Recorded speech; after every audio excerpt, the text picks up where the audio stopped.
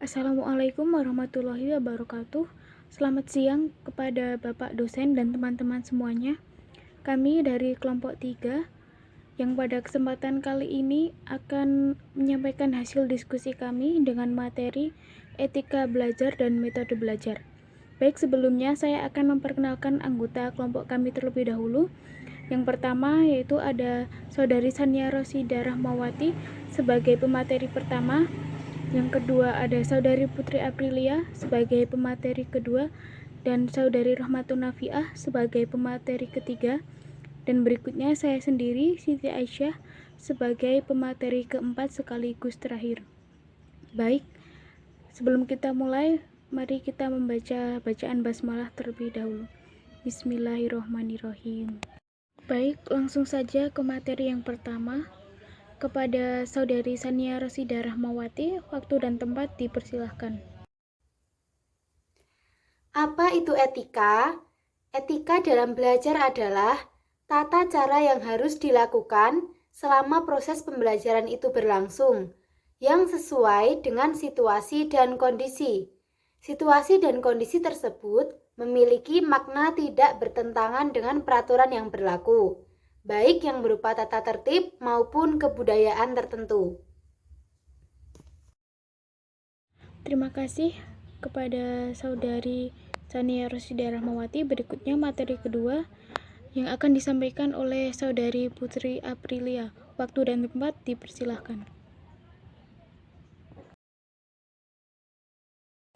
Bagaimana etika belajar dalam pandangan Islam?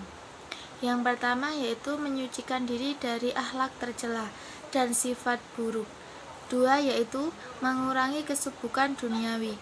Yang ketiga, jangan sombong terhadap ilmu dan jangan menentang guru. Yang keempat, menghindar diri dari mengkaji variasi pemikiran dan tokoh. 5. Tidak mengabaikan suatu disiplin ilmu apapun yang terpuji. 6. Yaitu memprioritaskan yang terpenting. 7. Menguasai tahapan ilmu sebelumnya atau ilmu-ilmu dasar. Yang kedelapan adalah mengetahui terlebih dahulu faktor-faktor penyebab dapat memperolehnya ilmu. 9. Mencari ilmu semata-mata untuk mendekatkan diri kepada Allah. Yang ke-10 adalah mengetahui relasi ilmu-ilmu yang dikajinya dengan orientasi yang dituju. Baik, terima kasih kepada Saudari Putri Aprilia. Berikutnya materi yang ketiga akan disampaikan oleh Saudari Rahmatun Nafiah. Waktu dan tempat dipersilahkan. Beberapa cara mengenalkan etika kepada anak usia dini.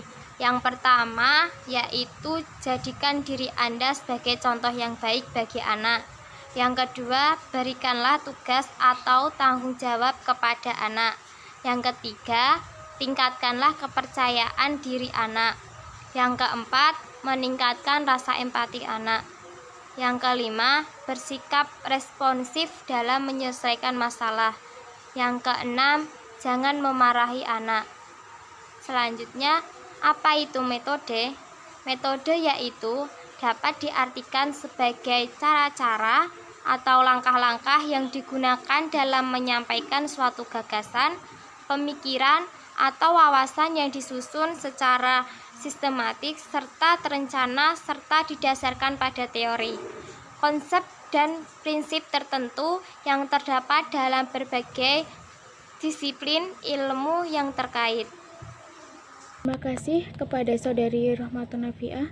Berikutnya materi keempat akan disampaikan oleh saya sendiri. Baik, materi selanjutnya yaitu metode-metode yang dapat ditempuh dalam melaksanakan pendidikan anak usia dini menurut Jamal dalam bukunya Manajemen Strategis Pendidikan Anak Usia Dini. Di antaranya yang pertama metode global atau Ganze Method. Metode ini mendorong anak membuat suatu kesimpulan dengan kalimatnya sendiri. Yang kedua, metode percobaan atau Experimental Method. Metode pembelajaran ini mendorong anak dan memberikan kesempatan kepada anak untuk melakukan percobaan sendiri. Yang ketiga, metode learning by doing. Menurut Nazari autor, sabda Rasulullah yang berbunyi, "Sholatlah kamu seperti kamu lihat aku sholat," adalah bukti bahwa proses belajar mengajar sudah berlangsung sejak zaman Rasulullah sebagai pondasi awal dalam pendidikan Islam. Yang keempat, metode homeschooling group. Rumah merupakan lingkungan terdekat anak dan tempat belajar yang paling baik untuk anak. Yang kelima, metode Glenn-Doman. Metode ini mengajarkan anak bayi kita untuk membaca. Glenn-Doman menggunakan metode ini kepada anak yang mengalami cedera otak, sehingga menjadikan anak tersebut telah terlambat dari anak-anak yang seusianya, baik dalam hal bicara, membaca, ataupun menganalisis. Baik, sekian dari kelompok kami. Banyak kurangnya kami mohon maaf. Wassalamualaikum warahmatullahi wabarakatuh.